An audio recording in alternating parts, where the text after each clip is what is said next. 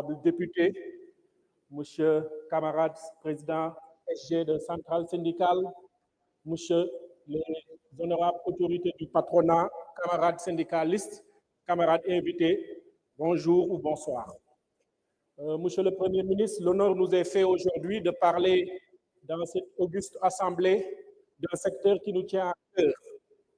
Monsieur le ministre est médecin, monsieur le Premier ministre est médecin, c'est 25 ans d'investissement de l'État sénégalais.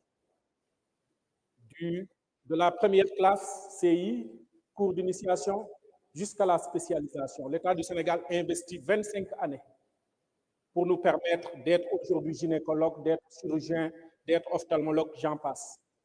Monsieur le Premier ministre, je vous interpelle respectueusement en vous disant qu'aujourd'hui, les jeunes Sénégalais qui sortent après 25 ans d'investissement sont laissés dans la rue.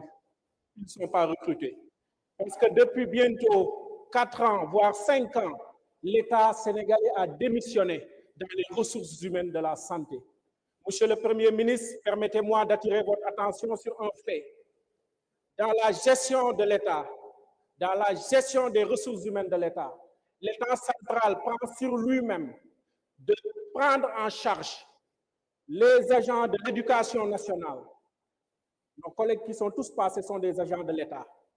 Les agents du secteur de la sécurité, tous ceux qui sont dans les forces de défense et de sécurité, sont pris en charge par l'État central. Comble de paradoxe, quand on arrive dans le secteur de la santé, il y a plusieurs employeurs qui se bousculent. L'État central détient un certain nombre de catégories, à savoir les fonctionnaires, les agents non fonctionnaires. Le ministère de la Santé signe des contrats qui sont illégaux pour des contractuels.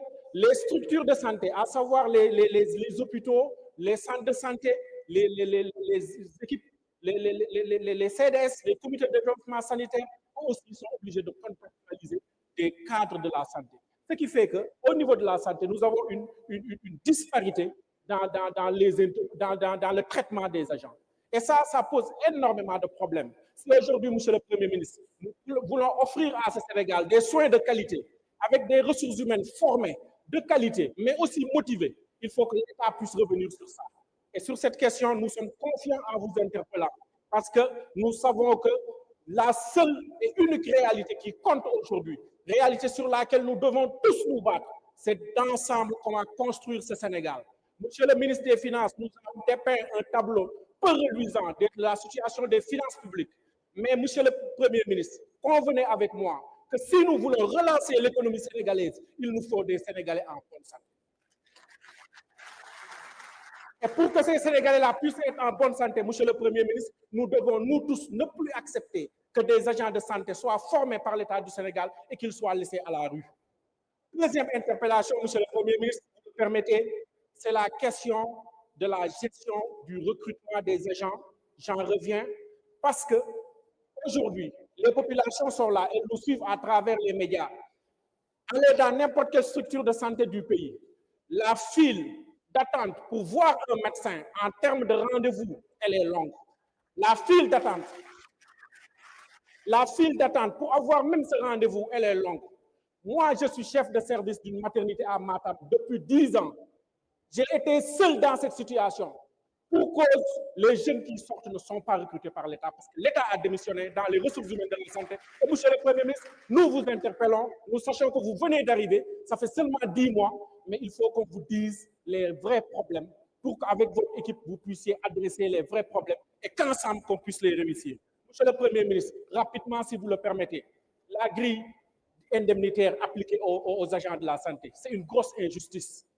Avec un bac plus 12, il y a des agents de la hiérarchie B qui peuvent nous rémunérer à 3 reprises. Ça, c'est une injustice, monsieur le Premier ministre. Et nous pensons qu'en vous interpellant sur ces questions, vous saurez apporter du djoubal djoubanti au niveau de cette grille indemnitaire qui nous est appliquée. Monsieur le Premier ministre, je ne reviendrai pas sur les conditions de travail. On le sait tous, on est tous des usagers ici du service public de santé. Je vois que mon temps est terminé. Je vous remercie, monsieur le Premier ministre, et je tiens à vous dire de manière formelle que si aujourd'hui nous sommes dans la rue, c'est parce que nous n'avons pas eu, avec nos interlocuteurs, un langage franc. C'est de ce dont nous avons besoin si nous voulons ensemble relever ce pays. Je vous remercie.